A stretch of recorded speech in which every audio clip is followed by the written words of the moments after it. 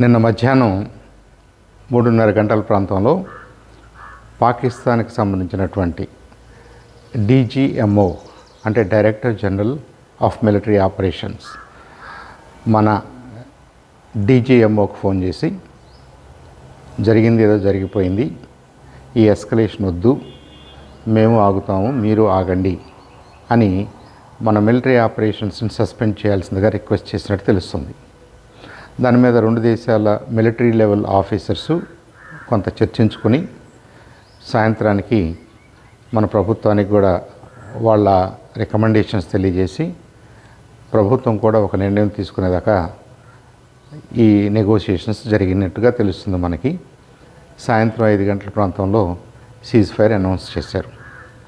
ఇది బైలేటరల్గానే మనం చూడాలి.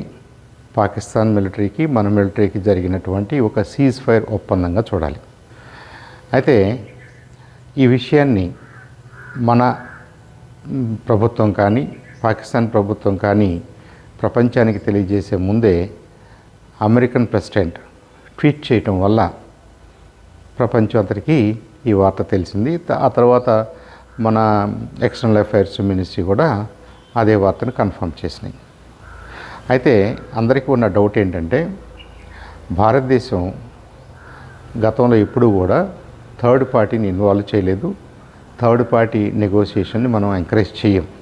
పాకిస్తాన్కి మనకి మధ్య ఉన్నటువంటి కాన్ఫ్లిక్ట్ ఏదైనప్పటికీ, దాని తీవ్రత ఏదైనప్పటికీ ఈ రెండు దేశాలే మాట్లాడుకుని సరి చేసుకోవాలనేది భారతదేశం యొక్క స్టాండ్. అలాగే ఈసారి కూడా జరిగింది. అయితే ట్రంప్ గారి ట్వీట్ వల్ల కొంత కన్ఫ్యూజన్ అయితే క్రియేట్ అయింది. కానీ నిజంగా వాళ్ళు నెగోషియేట్ చేసినట్టు కానీ అది try party or multi party agreement అన్నట్టుగా కానీ ఎక్కడ లేదు. సో ప్రస్తుతానికి మన రెండు మిలిటరీలు, పాకిస్తాన్ మిలిటరీ మన మిలిటరీ ఒక అండర్స్టాండింగ్కి వచ్చి సీజ్ ఫైర్ని అయితే అనౌన్స్ చేసుకుని మ్యూచువల్గా ఈలోపు ఈ కాన్ఫ్లిక్ట్ దారితీసిన కారణాలు, దాంట్లో పాకిస్తాన్ తీసుకోవాల్సినటువంటి చర్యలు, ఇలాంటివన్నీ కూడా మిలిటరీ లెవెల్ ఆపరేషన్స్ ఆఫీసర్స్ కూర్చొని మాట్లాడుకోవటం మరింత క్లారిటీ రావడానికి అవకాశం ఉంది. ఏదేమైనప్పటికీ మనం అనుకున్నట్టుగా 9 టెర్రరిస్ట్ స్థావరాలని ధ్వంసం చేశాం.